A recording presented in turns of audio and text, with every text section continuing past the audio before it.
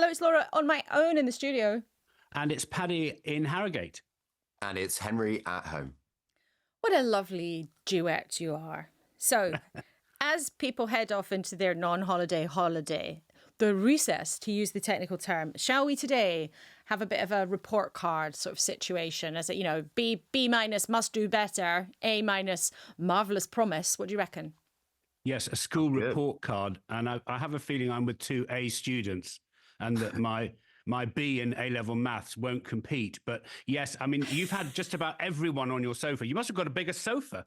Well, we actually had, it was very funny. You wouldn't have seen the pictures because you were on the wireless, but we had at the beginning, we had four politicians all sitting kind of staring at each other. It was quite an image. We had what's the vibe between them? I mean, are they friendly and jokey? Well, some are and some aren't, I would say. Used to have Rachel Reeves and Jeremy Hunt used to be very, very pally. And they used to make all sorts of jokes about ballroom dancing and things like that. And then sometimes the chemistry is, shall I say, less pally. But this morning we had Steve Reid, the Environment Secretary, Nigel Farage, Ed Davey and Kevin Hollinrake all sitting there. And I would challenge newscasters to come up for a collective noun for four male politicians in suits of a similar sort of, shall we say, fine vintage. Anyway, shall we start then with the report card? Henry, Labour. Well, I think what you had today with Steve Reid, Laura, was in one issue, which you talked about with him, water, which is on his brief because he's the Environment Secretary, a sense of what Labour has struggled to do in its first year, I think, which is give people a sense that it is fixing some of the things that made so many people feel at the end of 14 years of Conservative government that the country was just broken and not working. And I think what they're trying to do with their announcement today, or their promise really, that they're unveiling today, which is to halve sewage pollution from water companies by 2030, is give a sense of energy and a sense of momentum. But I think as with so much in their first year, the question is whether the public will really feel that enough is moving in the right direction fast enough. It was interesting, though. I felt that Steve Reid was trying to sort of inject a bit of vigour and kind of energy into what he was saying. And he did say this morning, I will be held accountable. This is my pledge to you. And I asked him if he would resign if the target didn't get hit. We're going to completely transform that broken regulatory system so that we get more of a grip on what the water companies are doing, so that I can say with confidence that this commitment I'm making will be delivered and I will be held to account for delivering it. So if you don't, do you resign, you quit, you lose your job if that target isn't met? Well, I'm making an absolute commitment and I'm committed to delivering it. And my intention, assuming I'm lucky enough to still be in the same job in 5 years' time, I would love to sit here with you then, Laura, and point to places like Windermere and see how much cleaner they are than today. Sure that's what We're turning a like, story of decline into a story of renewal. But you have just put your job on the line because you believe you can get it done. Shouldn't it? Politicians come and say we're going to do things. Of course our job should be on the line if we don't. I felt he was slightly upping the ante there. And the other news story that he committed while he was on air was he suggested that the boss of Southern Water should not take his increased pay packet. He said he implored the company to understand how that looked to its customers. So that, I imagine, might get some bit of pickup, as we would say in the news jargon. Henry, they're heading to the recess with a mixture of policy and process headaches, aren't there? Because no one can blame this Labour administration that's been in for 1 year for the sewage in the rivers, which makes the public furious. No one can blame this Labour government of 1 year for inheriting waiting lists along the lines that it has done. But we're now a long way out from saying it's about the inheritance. So you've got policy headaches. And then in the past few days, you've had the process headaches, whereby they've been kicking MPs off the locker room. Yeah, and I think the kicking out of the MPs, which is really a legacy still of that extraordinary stuff we saw on the welfare legislation a few weeks ago, is really actually a symptom of a bigger issue, which is that they don't have a unified direction at the end of this first year. I think at the end of this first year, Keir Starmer's direction of travel and direction for the Labour Party and for the country is being questioned by his own MPs like never before. And what you saw with the suspension of 4 MPs, I think, was an attempt to draw a line under that first year and tell his MPs that he's not going to put up with that kind of ill discipline. But if you don't see from Keir Starmer and his ministers a kind of energy and clarity of direction, and more to the point, a direction that a majority of Labour MPs like, or an overwhelming majority of Labour MPs like, then I think you will see more ill discipline in the second and third and fourth years. So the report card is obviously a must try better, can do better, and it's also must mix well with others, it seems to me, Laura. I think that's right. And it's fascinating to remark that Labour has problems with the public, they have problems in Parliament, and they have problems with their party. You know, they have a lot of problems, and they have problems with policy too. So that's a fourth P. So we can't give them a P in the school report. But I think that Bridget Phillipson told us she gave the government 7 out of 10 for its first year. And certainly if you ask the public, looking at the polls, I think they'd score them a lot less highly than that. I think what we can say, Laura, is that if we asked all of our Labour Party contacts who we talk to all the time privately, off the record, how they thought this first year had gone, they do say, not very well. And so we can say, on their own terms, the Labour Party is pretty displeased with their first year in government. But that said, they will always remember that they had 14 miserable years in opposition, and they'll take 1 year of government over any day in opposition. And as Paddy, you were rightly reminding newscasters yesterday, there is a landing strip where everything changes, and in 12 months' time, actually, the economy is on the turn, Labour is doing much better, and things feel very, very different for them. So we turn to reform. We look at the reform report card, and arguably you can link the final couple of years of the Tories to the first year of Labour to say that the public felt pretty miserable under the last few years of the Tories and kicked them out and gave them a historic drubbing. You then add that to the first year of Labour, with it's found it's very difficult to govern. The country's not really got any money. There's an argument over where to get it from and how to spend it. So if you add that threshold together between the Tories and the Labour, you get the advantage for reform, whose pitch is always, look at them, those two, they can't make anything work, vote for us. So let's turn to the reform report card and what did the pupil himself, Nigel Farage, have to say? Well, Nigel Farage undoubtedly has been on a roll for the reasons that you say. I think he reckons there's a big gap in the market because people are disappointed by Labour's first year after what you were describing, a lot of disappointment under the Tories. So there's an opportunity, and my goodness, he's stepped into it. What is different now is that they are now running things. Reform is now running things. And they also have been in the polls ahead for several months, and they now get questioned in a different way. So actually, for the first time this morning, it was interesting. We interviewed Nigel Farage straight after we interviewed a cabinet minister, which for news nerds, that's the first time where we've done that, actually. So rather than putting the person from the less well-established party far away from the, further away in the distance from the cabinet minister, actually, it was a very interesting experience to have them directly one after the other. Where Nigel Farage has clearly been prospering is by being able to talk and tap into people's anxiety and upset about the country and say everyone's rubbish. Where he was a lot less clear this morning was on how some of his plans might actually add up. So, for example, with the water industry, Reform has this plan that they would nationalise 50% of the water industry if they were lucky enough in that day, imagine it, they were ever in office. Nigel Farage A, couldn't tell me how much that would cost, but also B, completely rubbished the other estimates that are actually already out there, official estimates from the government and the government regulator. So I think we saw this morning a lot of his sort of vim and vigour, if you want to put it that way, and some newscasters might not like that idea, but we didn't see much clarity when pushed on a pretty straightforward policy. Your policy, Reform's plan, is to take over half of the water industry. Because this is critical. And what I'm asking you is how much of our viewers' money you would be prepared to spend on that, because the credible estimate is it would be about £50 billion. Well, I think it'd be a lot less than that if you strike the right deal. So how much? I don't know. I haven't sat in the negotiations, but a completely different mindset is needed. So you don't know how much it would be in any ballpark? 1 billion, 10 billion? Of course not. We don't know what negotiations we're going to have. But it doesn't need to be a big sum of money if you incentivise private capital to come in and do the job properly. But private capital runs it at the moment, and they haven't invested enough. Of course. Listen, all sorts of people set up businesses and fail. There are more business failures than there are successes. This model hasn't worked. let's get some new people in. And I tell you what, the money would come. Laura, I thought what was really fascinating in your interview with Nigel Farage was when you put to him various things that had happened in councils that are now run by Reform. Because if you talk to other political parties about Reform's year, they say, well, okay, they've had a good year, but now that they're running places, it's going to be harder for them because they're going to have a record in various parts of the country that people are going to scrutinise.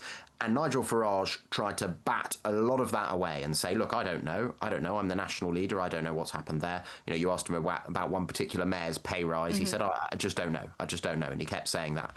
And I think what might be uncomfortable for some, you know, in the Labour Party and the Conservative Party and others, is that may well work, you know, in the same way that national Labour parties in general elections have not necessarily been punished for what's happened in particular councils in preceding years.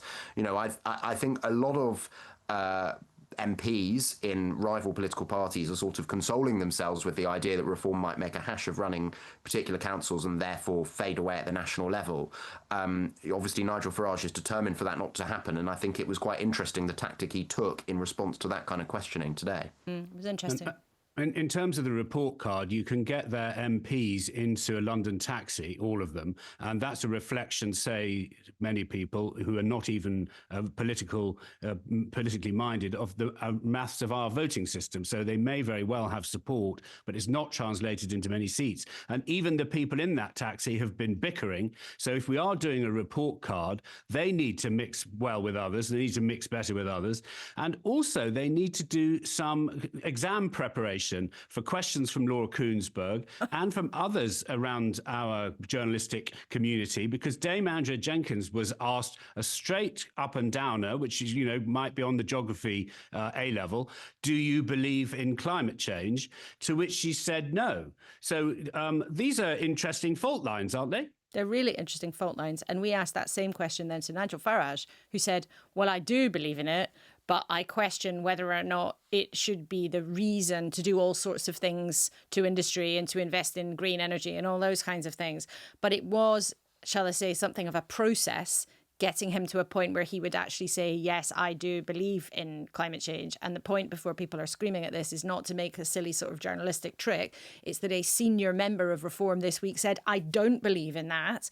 And that scientific theory, which is backed up by the overwhelmingly clear consensus science, is the basis on which billions and billions and billions of pounds worth of taxpayers' money is spent. Well, I think given we have Nigel Farage talking about the climate there, we should also just reflect on a political party who have the same number of MPs as Reform UK. It's always important to remember that's the Green Party. I mean, it's fair to say that though they had a similarly big breakthrough in terms of MPs, perhaps not quite in the sense of vote share at the general election as Reform, they have not had as big a year as Reform UK. But they do have a big leadership election going on at the moment, which I do think will be quite pivotal. You have two of their MPs, Adrian Ramsey and Ellie Chounds, standing as co-leaders against a man who's not an MP, called Zach Polansky, who I think wants to take the Green Party in a much more kind of, for want of a better word, Corbynite direction, a kind of left populist movement, which could very easily end up in some sort of alliance with whatever ends up being the new left political party that Jeremy Corbyn and Zara Sultana and others are working on. I think that could be quite pivotal in shaping Keir Starmer's second year or the next year that's coming up, because whereas the local elections we had this year didn't really have sort of inner cities, for example, in 2026, there are lots of areas where the Greens would hope to make gains that will be having votes.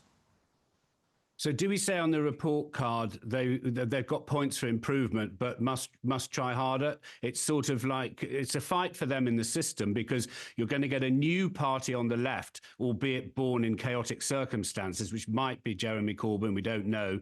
So are they being a bit nutcrackered on the left, the Greens?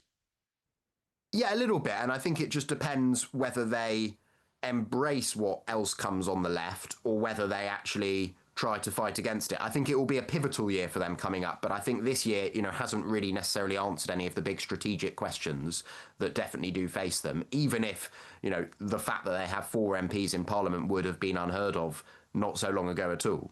So I'm going to enjoy stretching the school metaphor as much as I can on this newscast. I know. So, I think, Henry, we're not sitting up straight enough. It's like Master O'Connell, Mr. O'Connell. Well, You just like get us to decline Latin verbs or something. No, well, it's more the fact that of all the pupils we've discussed so far, there's one we must now discuss, which is really putting its effort into foreign language learning. So unlike the other parties we've discussed, the Lib Dems have said that one of their big policies is they'll get growth by grasping Brussels closer to the bosom. This is true. So Ed Davey has, in the last few months, the Lib Dem leader, come up with a longer and longer shopping list of things that he would like the government to spend money on, or he would spend money on if he were ever in power. How would he pay for that? I hear you cry. Well, one of his answers is that the UK would rejoin the EU customs union, which, of course, was something that was debated a lot during the Brexit years. It's not what either of the two big parties stand for, and it's certainly not what Reform UK would do. But the Lib Dems think that is an option on the table, and this is why Ed Davey believes it. We've argued to have a much more growth-orientated policy. So I've been on this programme before, I think, and talked about our proposal to have a new UK-EU customs union. Which the EU might not give you, and is something that might not necessarily be what the public wants. So that's a possibility, but it's a sketchy possibility. I think it's very likely. Let me explain why. The thing about trade is mutually beneficial, so both sides have to benefit. And the customs unions have been taken on board, not just by people in the EU, but other countries outside the EU in the way that we're proposing. And that would be, I think, massively beneficial for growth. Yeah, Henry, it's interesting because on the Europe question, this is the party. I mean, to be fair, there is the Greens, there is the SNP. This is the largest Westminster party arguing for a clear move back into the customs union. Yeah, that's right. And it is a clear point of difference with the two bigger parties, Labour and the Conservatives. Even as Sir Keir Starmer in recent months has given us much more of a sense of what he means by his reset with the EU and moved the UK into a closer relationship with the EU than the Conservatives had established, he still does not want to mess with any of those fundamentals of the UK's post-Brexit settlement, i.e., customs union membership or single market membership. I think the question for the Lib Dems at the end of this year, especially because it's the end of a parliamentary year, is they're the biggest third party, I think, in Parliament ever. Certainly the biggest the Lib Dems have ever been. They've got 70-odd MPs. Yeah. And do they punch at their weight in the House of Commons? Are they acting substantially differently to if they had 40 MPs or 30 MPs? I think that's a question that they probably need to dwell on over the summer, whether there are ways that they can use their parliamentary strength more than they currently do to make arguments like the one that Ed Davey was making on the customs union this morning. And why are they not hoovering up people's disappointment with the Labour Party? Because if you look at the polls, they aren't really budging. And they did have, the biggest number of MPs they've ever had, as you say, Henry. And they should be and ought to be a very, very big parliamentary force in the way that perhaps they were under Charles Kennedy, if we all go back to probably, Henry, when you were at school. And I mean that in a complimentary way, not in a actual school. Oh, yeah, Paddy and actual Laura school. report card school. Yeah. When I was already a young reporter, but they had massive punch and power then in Parliament, and I think at that time, and newscasters, I'm sure, will correct me, and maybe I will quickly go look it up. But from memory, I think they had about 50 MPs or maybe 45, and they made a lot of noise and they made a lot of political running. And we haven't seen that yet, and we haven't seen them be able, really, in the polling anyway, to hoover up some of Labour's disappointment to their own advantage. Yes, so the school report says Ed's done well. He's improved many of his results, but we look forward to him reaching his full potential. That's what we say in a nice way. So then we turn to the Conservatives, who we can say were nearly expelled from as well. We can say they were expelled from office. They've had a bumpy time, and the report card goes to the leader, I suppose. Let's start with the pupil, Kemi Badenoch.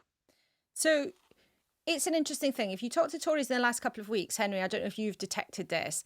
I detect a bit more bullishness, a little bit more optimism that maybe all isn't completely lost.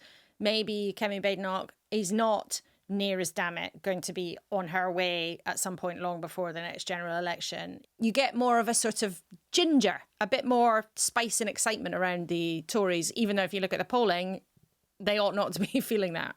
Yeah, I totally agree. I think it feels like things have moved a bit from a couple of months ago when that probably was Kemi Badenoch's nadir, and it was hard to find a Conservative MP who didn't want to talk about the possibility of replacing her, most probably with Robert Jenrick. It does feel like she's sort of found a way to bed in a bit more. I think one of those simple things that she's chosen to do is just do more.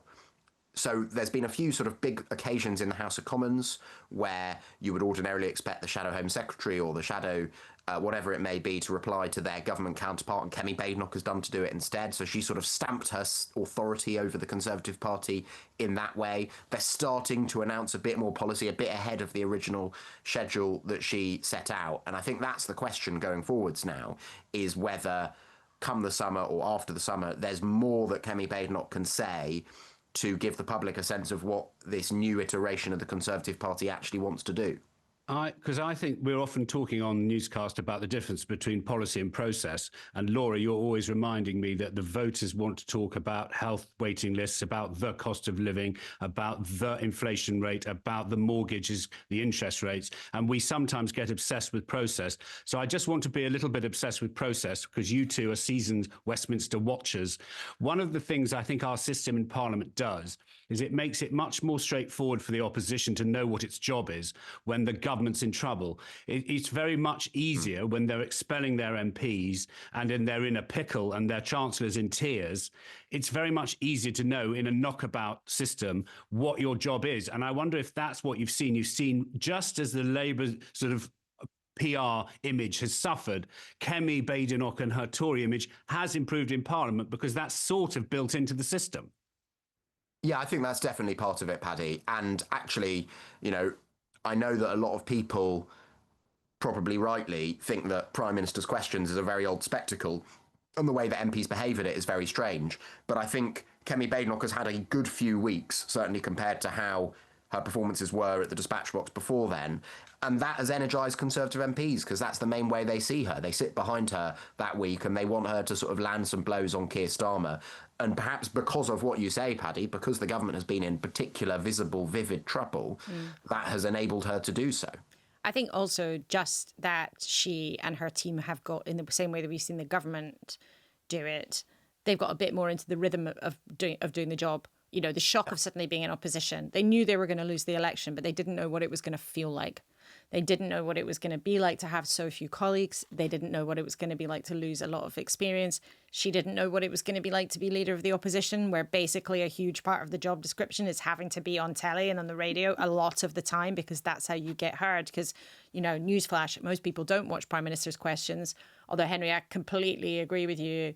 It is impossible to underestimate the importance of PMQs on the psychology of political parties, even though for the public its importance is, well, you know, week to week. 1 week it might not matter at all, but for the psychology of political parties, PMQs is a massive junction every 7 days. But I think there's something else going on in Kemi Badenoch's team. I think there's just a bit of finding their feet and finding the rhythm, and her finding the rhythm of actually what the leader of the opposition's job has to be, which, love it or loathe it, is communicating with the public all the time, because they don't get heard otherwise. And she was being lapped a month ago by Robert Jenrick, who was doing this sort of smash and grab on social media, following people who weren't paying for tickets on London's transport system. And she appeared to be less relevant in the socials than he did. So, I mean, we have to say this is not a great report card. Yes, well done at the end of term in what you managed to do. But basically, we still think it's trouble at school for you. And we'd like to see improvements, would the head teacher would have to say. Did you ever think about being a teacher, Paddy? I think you're enjoying this part. I was a failed teacher, actually, and I'm remembering some of the awful things that were said about me. And it is terrifying. But I think that's fair, isn't it? Like, you know, really, it's not been a good report card for the Conservatives. I think that is fair. You know, don't forget they are number 3 in the polls, and the polling position has gone down since the general election. And they still face, you know, over the coming year, a genuinely existential question. Because if that polling third place is reflected again, as it very much was in the local elections this year, in the local and national elections in 2026, which is to say Scotland and Wales, then, I think you will have more and more Conservative MPs wonder whether they are the last representatives of a dying party. They certainly will. It's all going to be so fascinating to watch. Paddy, when you said you were a teacher, were you really a teacher? Yes, I was a failed teacher. What do you mean? Well, I tried to be a teacher after my A levels. I was an assistant, and I was also an assistant in France. This is something. This is a failure I can own very closely with my own experience. It's a very, very hard job. I did it very badly, and I'm very sympathetic to all teachers. But I do like the idea of this school report card that we're doing on Newscast. But I think probably newscasters are fed up with it. What does recess actually mean, Henry? Laura tells me it means work. For MPs, yeah. I mean, it does. They're not, I think, generally on holiday throughout. Although, whereas in sort of a February recess or an Easter recess, they do get very annoyed, as Laura said earlier, if you suggest they're on holiday. I think in the summer recess, they do tend to actually take a holiday often. But yes, I mean, most MPs do live in their constituencies. And so, if they're not on holiday somewhere elsewhere, then they'll be collared non-stop by members of the public. And that's why they say, there's never really a day of break for an MP. And we salute everybody who goes into public service, because goodness knows, probably none of the three of us would do it. So there we are. Shall we come to a close? Yes, have a very nice recess yourself. Thank you very much. Same to the two of you. Henry, you too. Will you take any time off, Henry? Not for several weeks. So, people can continue to hear me on various bits of BBC output, though I'm not sure what I'll be talking about because MPs will be away.